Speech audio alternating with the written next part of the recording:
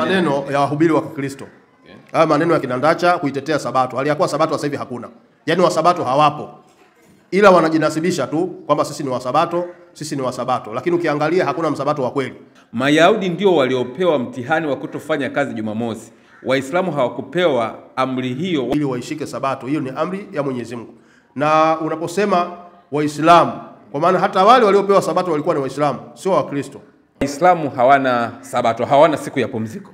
Sisi hatuna siku ya pumziko. Hamna siku ya sabato. Sisi tunafanya kazi. Mtazamaji wa channel yetu, tupo hapa na Ustazi Suleimani Mbogo. Tumekuwa tukijifunza mambo mengi. Leo nilitaka tujifunze kuhusiana na siku ya swala ya Ijumaa, siku ya kuswali. Nataka kwanza kujua katika Qur'ani, je, kuna zile amri 10 za Mungu? Na kama katika amri 10 za Mungu zipo, je, nyinyi mmeamrishwa chochote kuhusiana na sabato ya Mwenyezi Mungu? Ustazi, asalamu alaykum, habari ya leo?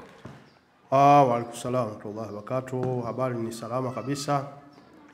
Naam, hoja unaoileta ni hoja nzuri na ni hoja ambayo ina mashiko, kwa sababu ni swala ambalo linahusiana na masuala ya ibada. Kwa hiyo nataka sasa uulize swali lako vizuri, nitakapokujibu nijibu kama ulivyouliza na kwa usahihi wa maandiko. Yaani swali lako sana limesimama wapi? Swali langu limesimama kuhusiana na Waislamu kwa nini wanaswali siku ya Ijumaa. Lakini najua katika Biblia imeamrishwa sabato. Sasa nataka kujua, je, Waislamu wana sabato? Na kama wana sabato, je, siku ya sabato ni Ijumaa? Kwa nini Waislamu wanaswali siku ya Ijumaa? Yaani tufanye kama ndio siku yao ambayo imewekwa maalum siku ya Ijumaa. Kwanza sisi hatuswali Ijumaa tu kama Waislamu, tunaswali siku zote, kwa maana swala ni 5 kwa siku. Kwa hiyo siku zote sisi tunaswali. Kwa mfano, ukisoma Qur'ani katika sura ya 11 aya 114. Tuifunue hapa tuisome 11 surati Hudi aya ya 114.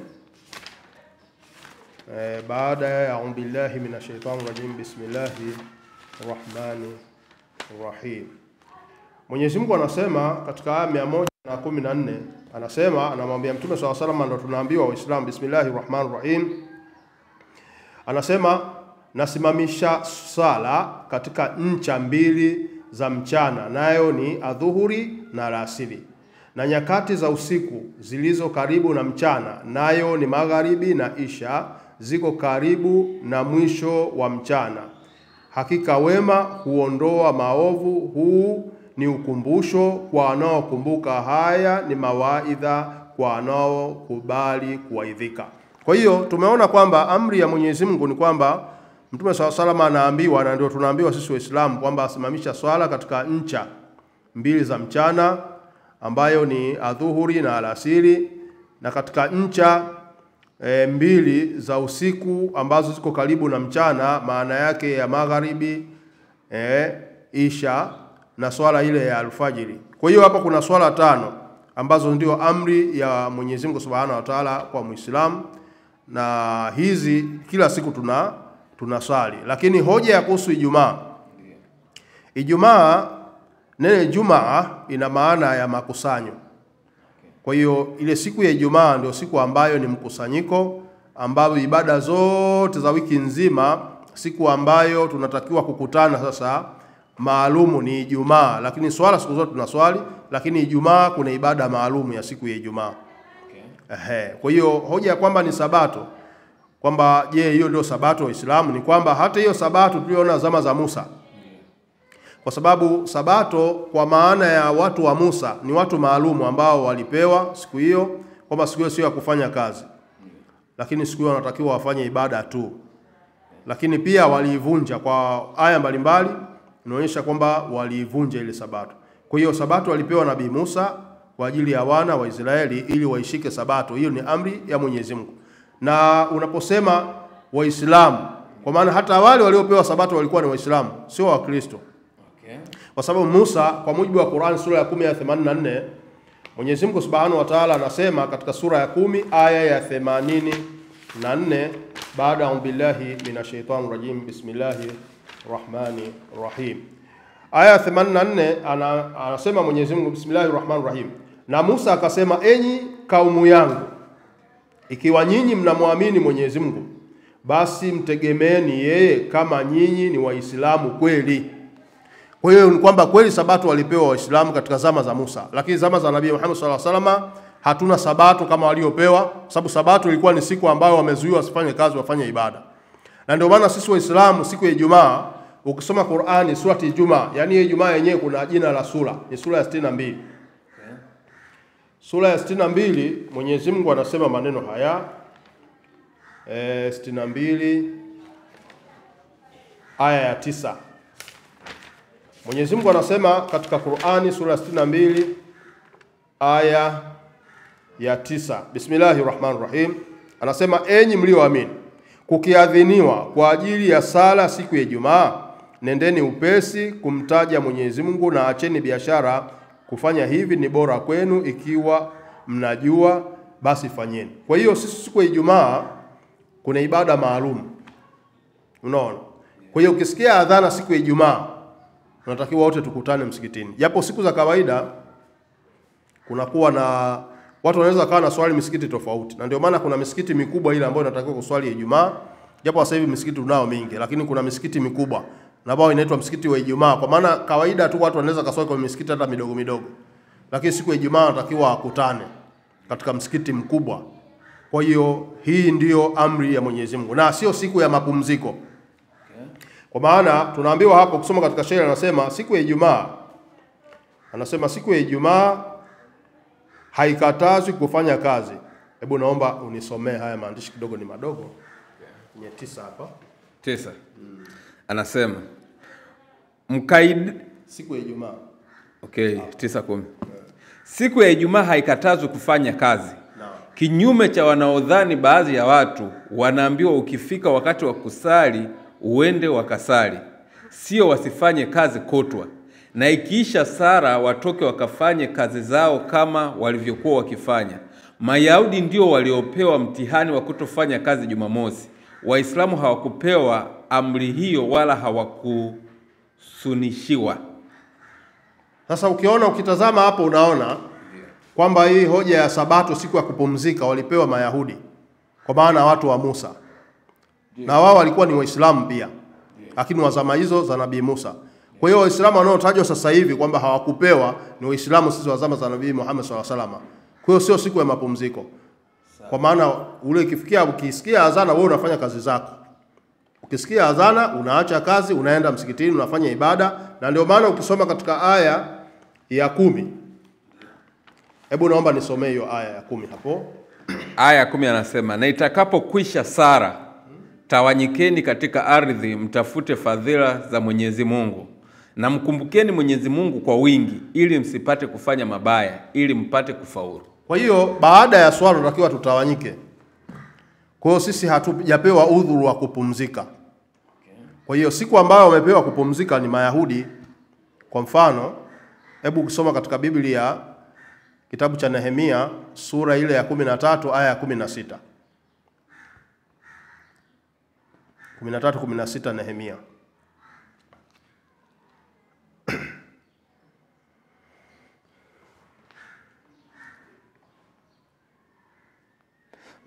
Nehemia 13:16 anasema hivi, tena watu wa Tiro walioleta samaki na biashara za kila namna wakakaa mumo humo, wakawauzia watu wa Yuda na Yerusalemu siku ya Sabato. Sasa tunaona watu wa Tiro, manake tutaangalia aya ya Qur'ani ambayo inaonyesha ni watu wa mji gani. Kwa hiyo hapo Biblia imetutajia kabisa mji huo ni mji wa Tiro. Kwa hiyo watu wale wakawa wanafanya biashara ya samaki siku ambao wamekatazwa wasifanye biashara hiyo. Endelea kidogo. Okay. 17. Ndipo nikagombana na wakuu wa Yuda, nikawaambia, ni neno baya gani hili mnalofanya ninyi na kuinajisi siku ya Sabato? Kwa hiyo hao sasa Mayahudi ndio waliinajisi siku ya Sabato. Je, sivyo hivyo walivyofanya baba zenu na Mungu wetu? Je, hakuyaleta mabaya haya yote juu yetu na juu ya mji huu? Nanyi hata hivyo mnazidi kuleta ghadhabu juu ya Israeli kwa kuinajisi Sabato. Kwa hiyo sasa ukiona hapo Biblia inaonyesha kwamba baada ya matukio hayo wanaonyesha wazi kwamba watu waliadhibiwa. Mungu alileta ghadhabu yake. Ndio Qur'ani ikatuambia katika sura ya 5 aya ya 60. Sura ya 5 aya ya 60. Kabla sijasoma 5:60 nisome kwanza Qur'ani sura ya 7 aya 163.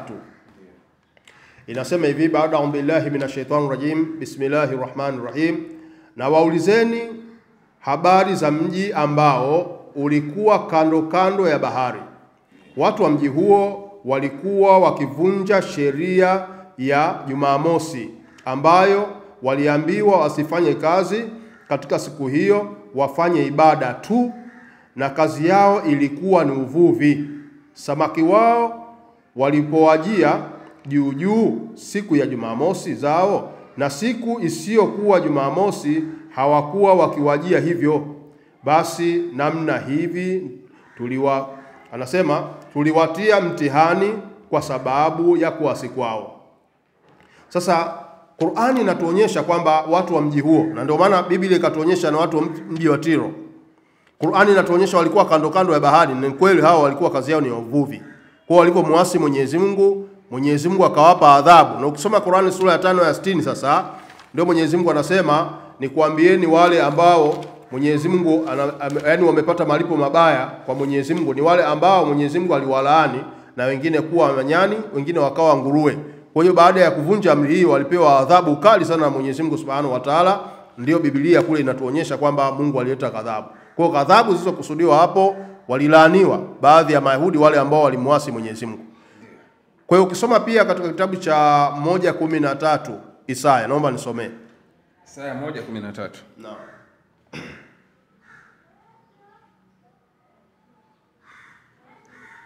Mstari wa 13 anasema, msilete tena matoleo ya ubatili, uvumba ni chukizo kwangu.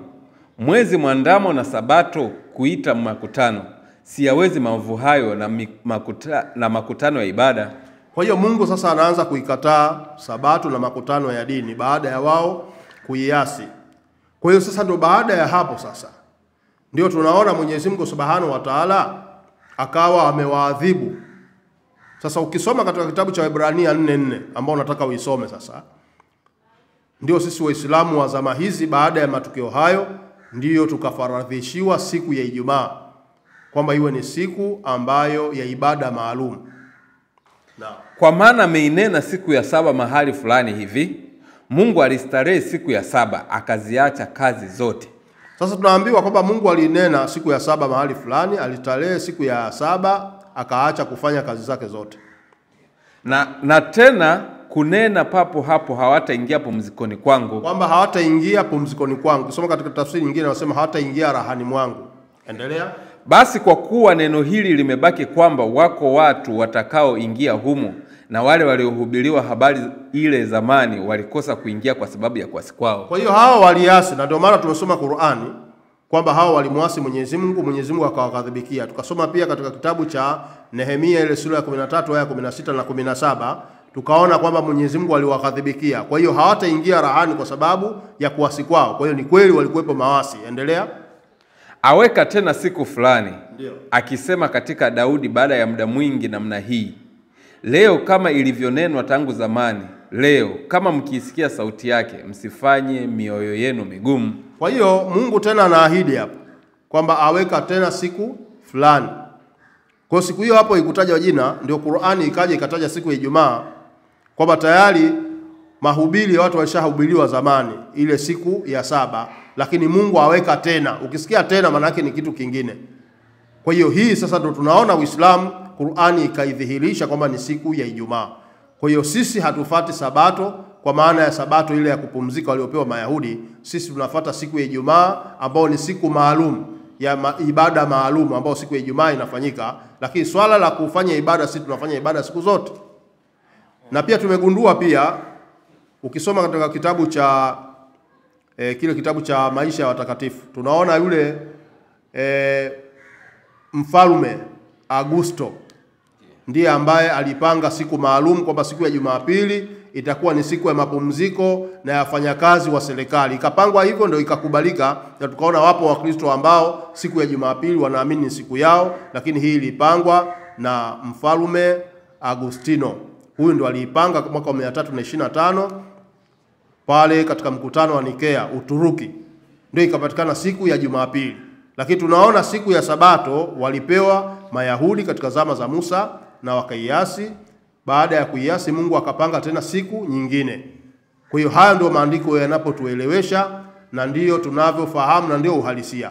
Ili andiko la Waebrania, ili la kwamba anena tena siku fulani, wasema inatoka katika kitabu cha Daudi. Sasa sijajua ni kitabu gani. Ni Isaya nafikiria hivyo.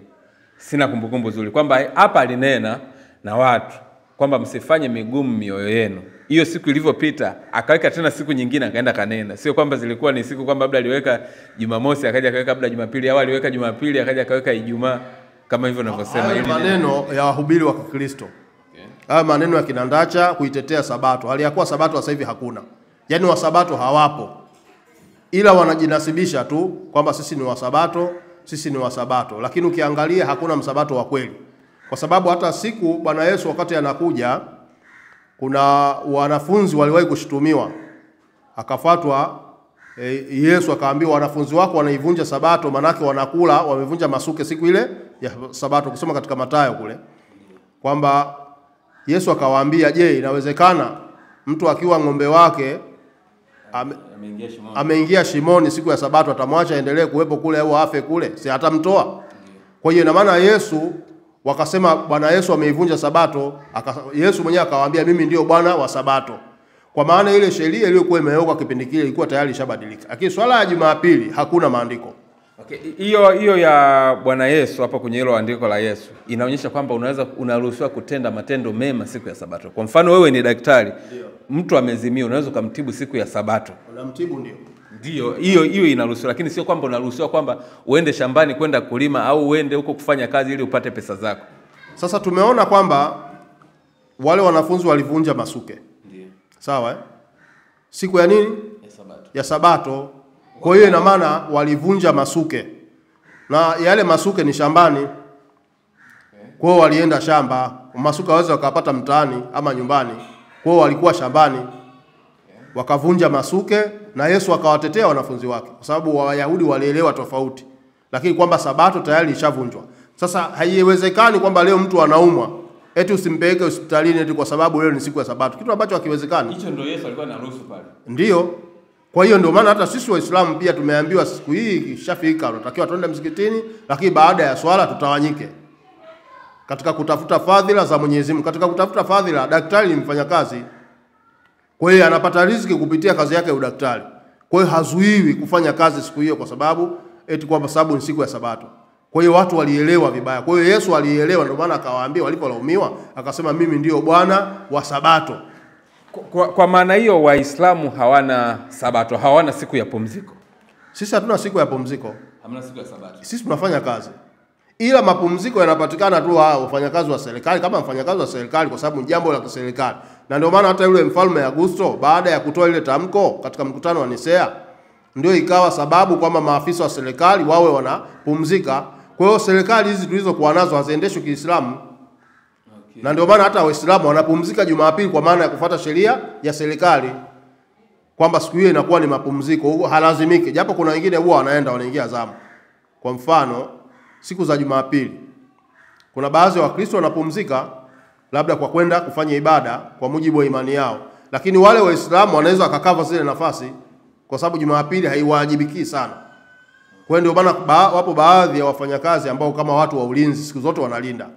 Kwa ile siku ya Jumapili wale ambao labda ni Wakristo wanaweza wakaachiwa, wale Waislamu wakakava zile nafasi siku hiyo kwa ajili ya kuikava ile siku ya Jumapili. Sasa Waislamu tufanye sio amri za Mungu, mnafuata ule uumbaji wa Mungu wa kwenye Torati pale ambapo tunasoma kwamba Mungu aliumba ila siku ya saba akaitakasa, akapumzika, akaifanya ni Sabato yake. Acha hiyo aliyokuja kupewa kina Musa. Ile nyinyi huwa mnaichukuliaje kwamba Mungu naye alipumzika akaitakasa hiyo siku? Na hiyo siku aliyoitakasa kwenu mnaichukulia ni ipi? Ni Ijumaa au ni Jumamosi kama ambavyo huwa tunahesabu siku zingine? Kwanza siku ambazo Mwenyezi Mungu alizitumia kuumba sio siku tunazohesabu sisi huko. Okay. Ukisoma Qur'ani sura 22:47 labda nisome sura Haji aya ya 47. Sura Haji aya ya 47.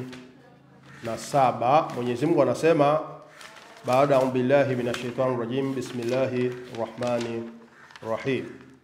Allah anasema wanakuuliza ulete adhabu, lakini Mwenyezi Mungu hatavunja ahadi yake aliyoiweka ya kuwa adhabu, anasema ya kuwa adhabu ya kweli kweli itakuwa akhera, na kwa hakika siku moja kwa Mola wako ni kama miaka 1000 mnaoihesabia nyinyi.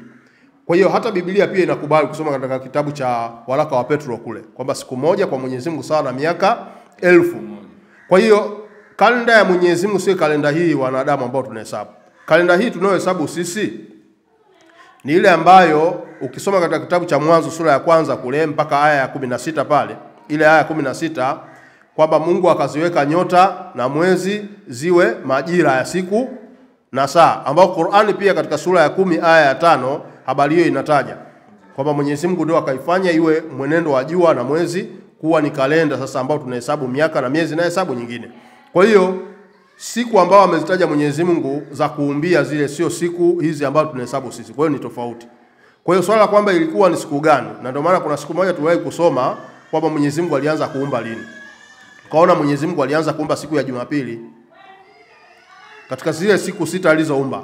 Lakini hoja ya kwamba Mwenyezi Mungu alipumzika, kwanza hii ni madhaifu kusema Mungu amepumzika, japo tunasoma ndani ya Biblia.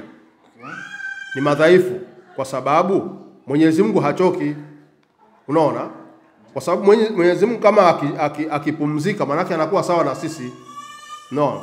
Kwa hiyo ndio maana Mwenyezi Mungu sisi ndani ya Qur'ani anatuambia yeye ndiye aliyeumba mbingu na ardhi na wala hayakumkuta machovu. No. Kwa hiyo hii ndiyo hoja ya Mwenyezi Mungu Subhanahu. Kwa hiyo kunasema kwamba Mungu aliumba siku 6, siku ya 7 akapumzika. Hebu nisomee Mwanzo 2:1. Mwanzo 2:1. Mwanzo 2:1. Basi mbingu na nchi zikamalizika kuumbwa na jeshi lake lote. Basi mbingu zikamalizika, unaona, na jeshi lake lote. Endelea. Na siku ya 7 Mungu alimaliza kazi yake yote aliyoifanya, akastarehe siku ya 7, akaacha kufanya kazi yake yote aliyoifanya. Sasa hapo kuna makosa ya kibiblia hapo. Na ukitaka uyajue vizuri, hebu anza tena hapo. Anza tena hapo nikuonyeshe makosa ya kibiblia yakoje hapo. Basi mbingu na nchi zikamalizika kuumbwa na jeshi lake lote. Basi mbingu na nchi vikamalizika kuumbwa na jeshi lake lote. Endelea. Na siku ya 7 Mungu alimaliza kazi yake yote aliyoifanya, akastarehe siku ya 7, akaacha kufanya kazi yake yote aliyoifanya. Na siku ya 7 Mungu alimalizia nini? Na siku ya 7 Mungu alimaliza kazi yake yote aliyoifanya. Kwa hiyo Mungu alimaliza kuumba siku ya ngapi? Inaonyesha 7. Sasa ukisema Mungu kaumba siku 6 na siku ya 7 akastarehe, uone kwamba hapo kwanza kuna mkanganyiko. Kwa sababu siku ya 7 alimalizia kazi. Sasa alimalizia kazi gani? Maana hata siku ya 7 alifanya kazi. Ndio maana nasema kuna matatizo kidogo ya kimakosa ya uandishi ndani ya Biblia. Sasa hebu tusome Qur'ani sura ile ya surati Kahf 50:38 ambayo inasemaje? 50:38. Ngoja tuifunue hapa. 50:38. Nasema baada ya billahi minashaitani rajim, bismillahir rahmanir rahim. Na tumeziumba mbingu na ardhi na vilivyomo kati yao katika nyakati 6, wala hayatukugusa machovu. Kwa hiyo Mungu hakupata machovu yote kwamba hapati sababu ya kupumzika. Kwa hiyo Qur'ani inakanusha hilo. Hakuchoka Mwenyezi Mungu. Kwa sababu unaposema Mungu aliumba siku ya 7 akapumzika, alichoka. Lakini tunaona tena siku ya 7 alimalizia kazi. Kwa hiyo inawezekana kuna vitu walitengeneza, labda mfano kama nyumba imejengwa, ishaisha kila kitu, ishapigwa chipping na nini, lakini siku ile ya 7 sasa ndio anapaka rangi. Kwa hiyo bado siku ya 7 alifanya kazi. Kwa hiyo kama tutazungumzia hoja hiyo, bado kunaonekana kuna makosa. Kwamba Mungu siku ya 7 alimalizia kazi. Kazi gani sasa alimalizia wakati tunaambia tumaliza siku ya 6, haifanya siku 6? Kwa hiyo tukija kifalsafa ya kibiblia hapo ina makosa ya kiuandishi. Sawa. Wasabato wanaoituza sabato siku ya Jumamosi wao wanatumia neno hili hapa kwamba hii hapa ni Mwanzo 2:3. Mungu akaibarikia siku ya 7, akaitakasa kwa sababu katika siku hiyo Mungu alistarehe, akaacha kufanya kazi yake yote aliyoiumba na kuifanya. Na kuuliza sasa swali, kuna uspesho gani Ijumaa kwenu? Uspesho wa Ijumaa ni kwa sababu imechaguliwa na Mwenyezi Mungu, ina maana siku maalum. Mwenyezi Mungu mwenyewe ndiye aliyefanyaje, aliyochagua.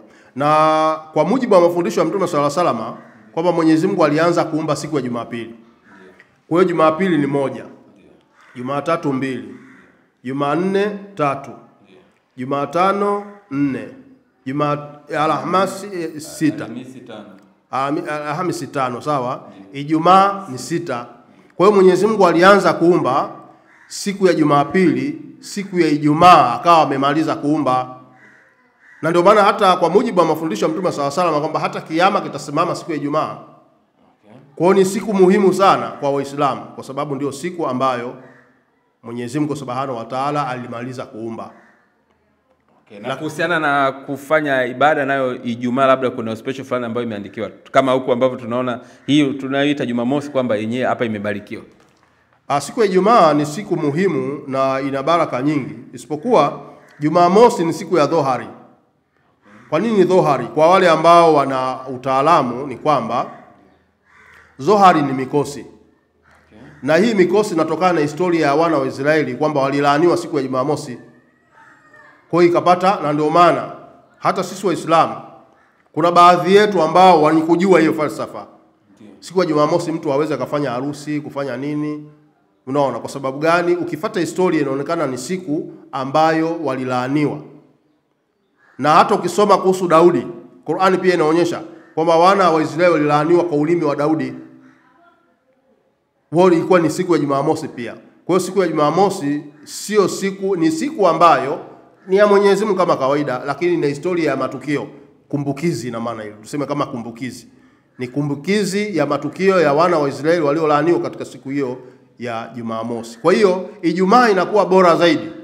Na ndio maana unaona hata Waislamu maharusi mengi yanakuwa siku ya Ijumaa. Kwa hiyo ni siku ambayo hata hao wa Kristo wanaikopi Ijumaa kuitumia katika ibada zao. Wanaikopi vipi? Kuna ile wanasema Ijumaa Kuu. Si wanasema Ijumaa Kuu? Kwa nini wasiseme Jumamosi Kuu au Jumatatu, Jumapili Kuu? Kwa nini wanasema Ijumaa Kuu? Ndio siku ambayo alikufa Yesu. Siku alikufa Yesu. Japo Biblia ilikuandika hivyo. Kwa sababu Biblia inaonyesha siku ya kwanza ya juma malaika hapa ni kwenye kufufuka. Sawa. Sasa siku ya kwanza ya juma maana alikufa lini? Kwa mujibu wa imani yao. Maana kwamba alikufa siku ya 6, siku ya 7 alikuwa kabrini, siku ya kwanza akafufuka. Sasa Yesu kwa mujibu wa mafalsafa yake ukisoma pale Mathayo 12:38 kwamba wanauliza ishara lakini hawatopewa ishara ila kama ishara nabii Yona, kama vile Yona alivyokuwa siku 3 mchana na usiku katika moyo wa nchi, hivyo ndivyo atakavyokuwa mwana Adamu atakavyokuwa siku 3 mchana na usiku katika moyo wa nchi. Yeye alikuwa kwenye tumbo la samaki wa moyo wa nchi. Sawa Siku 3 mchana na usiku. Sasa ukija kifalsafa bado hata hayo maandiko na matukio wanayoyakusudia Wakristo yanakataana na hesabu ya Yesu. Kwa vipi? Ili tupate siku inatimia masaa mangapi? Masaa 24 kawaida. 24. Kwa hiyo ili tupate siku 3, 24 zinatakiwa ziwe ngapi? Maana yake 24 3. Ziwe 3. 24 ni 48 mara 2 ni 48, sawa? Ndio. Alafu tunapata kama masaa 72 hivi. Jumla, sawa? Sasa kwa mujibu wa mafundisho ya Wakristo wanavyotuambia Yesu alikufa siku 3 akafufuka. Kama mtatuambia alikufa Ijumaa, ilikuwa jioni, sawa? Jioni. Sasa ili itumie siku maana yake ni masaa 24. Tukusudie haya kwa mujibu wa imani yao kafa saa 10 jioni, sawa? Mpaka kesho saa 10 jioni ni siku ngapi? Siku ya kwanza. Ambao ni Jumamosi, sawa? Sawa. Mpaka Jumapili saa 10 jioni itakuwa siku ya ngapi? Ya pili. Mpaka Jumatatu jioni itakuwa siku ya ngapi? Ya tatu. Kwa hiyo kwa mujibu wa mafundisho wa Kristo wanakubali kwamba Yesu amefufuka Jumatatu. Hawakubali hivyo kwa sababu wao wanazihesabu siku kama siku. Yaani hata kama kwa mfano mtu akikwambia bwana njoo kesho, sio kwamba unahesabu masaa 24 ndio uende. Hata kama ni saa 2 usiku akwambia bwana njoo kesho, unaweza kaenda hata asubuhi. Hapa hatuhesabu masaa 24. Sawa, kama hatuhesabu masaa 24 basi tutakuwa tunakatana na Yesu kwa sababu Yesu mfano wake katoa usiku na mchana. usiku na mchana, kwamba hivyo ndivyo atakavyokuwa mwanadamu atakavyokaa siku 3 usiku na mchana. Sasa kama mujibu wa falsafa ulioleta kwamba tunahesabu hata kama imepatikana asubuhi, tunahesabu tu ni siku. Mfano, tunataka upatikane usiku na mchana. Tuchukulie saa 10 Yesu alipata mchana na usiku. Alafu kesho Yesu akawa amepata usiku na akiwa katika moto. Na siku ya Jumapili anatakiwa apate usiku na mchana. Sasa itakuwa siku gani? Si Jumatatu bado falsafa inakataa. Na ndio maana Qur'ani iko clear, kwa sababu inakataa hayo matukio ya kufa Bwana Yesu kulingana na falsafa ya maandiko. Kwa hiyo ni vitu ambavyo vinakataana hata kimahesabu. Kwa hiyo sisi Waislamu, siku ya Ijumaa ni siku muhimu sana, kwa sababu Mwenyezi Mungu ameiteua kwamba wale Mayahudi walipewa siku ya Jumamosi, Wakristo wakajipangia siku ya Jumapili, ambayo hii haitokani na maandiko, inatokana na mpangilio wa Mfalme Agostino katika mkutano wa Nisea, Uturuki, aliyepanga kwamba siku ya Jumapili itakuwa siku ya mapumziko kwa viongozi maafisa wa kiserikali. Kwa hiyo ndio wakaichukua nao ni siku ya ibada. Sasa ukiangalia Ukristo, kuna siku tutakuja kusoma maandiko na vitabu hapa labda kidogo. Kuna vitabu kama hivi nitacha akikiona hiki anaweza akakimbia akavunja mpaka miguu. Hiki ndio kitabu kinaitwa Pastor Mkorofi. Kinatuelezea Ukristo namna ulivyoanzishwa kupitia upagani. Kwa tutapanga siku tutazungumza. Sasa huyu ni Mkristo ndio kazungumza Ukristo kama alivyo na asili yake. Cha kwanza hicho. Cha pili, na ndio maana hiki hapa kinaitwa kitabu cha Yehova Matatani. Sasa ili ujue kwamba yule Nacha havielewi hivi vitabu na anaviogopa. Siku ambayo hiki kitabu kwa mara ya kwanza kukisoma Mbagala, niwahi kufanya mkutano mimi mkubwa sana. Nikana baadhi ya wahubiri kutoka Kenya wakina Anuari. Unaona? Hiki kilisomwa hiki. Sasa hiki ndio anakiita Pastor Mkorofi, wakati sio hicho. Pastor Mkorofi hiki hapa. Na bahati nzuri clip zipo. Kwa hiyo humu kuna siku tutakuja kuzungumzia historia ya Ukristo kwa mujibu wa Wakristo. Utaona Ukristo asili yake ni upagani umeboreshwa tu. Na ndio maana hata ukisoma ile 11:26 Imprimato kwamba Wakristo maana yake ni wafuasi wa Kristo. Hilo ni jina la kupanga walilopanga wapagani wanatokea katika kuita wafuasi wa Yesu. Wapagani hao walifahamu neno Kristo kama jina la ukoo, si kama jina la cheo kwa asili yake, yani mtio mafuta au Mesia. Kwa hiyo unakuta hata hawa hapa walioandika hii reference zote zipo ndani ya Biblia. Sio kwamba kuna mambo wameyazoa kichwani. Hivyo vitabu vina reference ndani ya Biblia. Zote vina reference, yani kwamba Ukristo asili yake ni upagani. Ukristo ni upagani ndio. Yani ni kwa mujibu wa vitabu. Yani zote reference zipo. Okay. Na wananukuu wanasema Biblia gani, kama ni Afrika watakuwekea Afrika, unaona? Upagani labda mfano hiki tutaandaa mada maalum. Sawa, tuje kuangalia asili ya Ukristo. Sawa. Na tutavisoma hivi vitabu. Kwa sababu hii watu wasikatae kitabu kabla hajakisoma. Sasa huwa Ndacha anakataa kitabu hajawahi kukisoma. Sasa hiki ninaamini tutakapovisoma hii inaweza ikawa sababu na Wakristo nao tafuta vitabu wavisome vya Wakristo wenzao. Hao ni wasomi wanavioni. Unaona, kwa hiyo ni vitabu viwili tofauti. Sasa siku ambao kilisoma hata na Dr. Sule nilikiweka pale. Dr. Sule akajibu swali kumjibu Abeli. Abeli alichanganyikiwa vibaya sana. Kuna swali aliuliza akajua gumu. Dr. Sule akamwambia usinionee mimi, ngoja Wakristo wenyewe wajibu. Kwa hiyo ili tukivisoma hata wewe ndio utajua sasa kumbe hoja ziko hivi. Kwa hiyo mimi naomba labda somo linaokuja tuandae somo maalum la kusoma historia ya Ukristo na upagani. Sawa. Kwa ndio maana maandiko hata leo ile sikukuu ya Krismasi huipati kwenye Biblia, huipati. Na hata Pasaka pia ni sikukuu ya Wayahudi. Kwa hiyo Wakristo wameipola tu, lakini ni sikukuu ya Wayahudi na ilikuwepo, wala sio matanga ya Yesu. Kwa hiyo ukiwa na vitabu ndio unaweza kujua kila kitu. Kwa hiyo vitabu hivi naonyesha watazamaji. Jamani, mimi kama ninavyosema mimi hazina yangu mimi ni vitabu tu. Ni vitabu ndio vinavyoeleza elimu. Bila vitabu kama tutatumia elimu za kugugu kuna vitu vingine tunavikosa. Lakini vitabu hivi naviahidi. Tutaweka mada maalum. Sawa, labda ustazi kama una cha kumalizia tumalizie hapo. Labda kingine katika hoja yetu ambayo tuliitoa, kuna baadhi ya watu waliuliza maswali. Miongoni mwao kuna watu walitaka kujua kwamba kuna wengine walisema kwa nini mambo ya sayansi yazungumzi. Nadhani kuna somo kidogo tuliingiza, tulizungumzia funga. Lakini kingine kuna watu waliuliza maswali wakasema tunataka tujue. Kwa mfano, kuna swali ambalo utahitaji kuniuliza kwamba sisi Qur'ani inasema kwamba chuma kimeshushwa.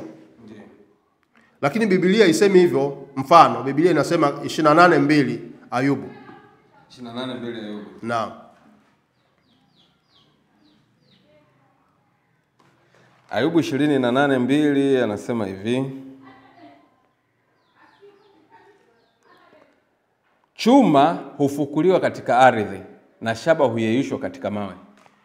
Biblia inasema chuma hufukuliwa katika ardhi na shaba huyeyushwa katika mawe. Sasa hizi ni aya mbili ambazo kuna mada itafuatia. Naomba nisomee 57:25 Qur'an. 57:25. 25 anasema, kwa hakika tuliwapeleka mitume wetu kwa dalili waziwazi na tukaviteremsha vitabu na uadilifu pamoja nao, ili watu wasimamie uadilifu. Na tumekiumba chuma chenye nguvu nyingi na manufaa kwa watu, na ili Mwenyezi Mungu ajulishe anayemnusuru na mitume yake, na hali ya kuwa hawamuoni Mwenyezi Mungu, kwa yakini Mwenyezi Mungu ni mwenye nguvu, mwenye kushinda. Haya. Sasa unaona ni aya mbili ambazo zimetofautiana.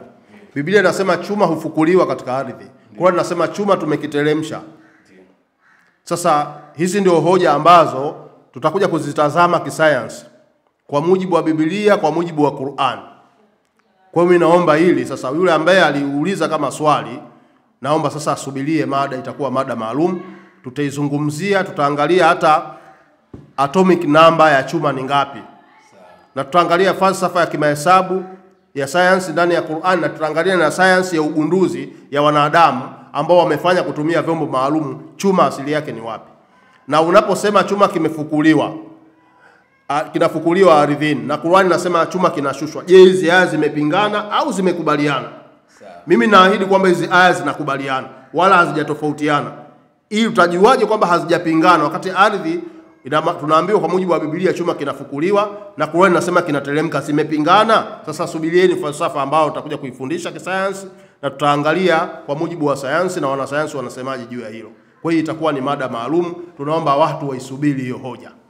Kama tembelea channel yetu kwa mara kwanza, tafadhali subscribe ili kwanza kupata kila video tunakuwekea. Asante.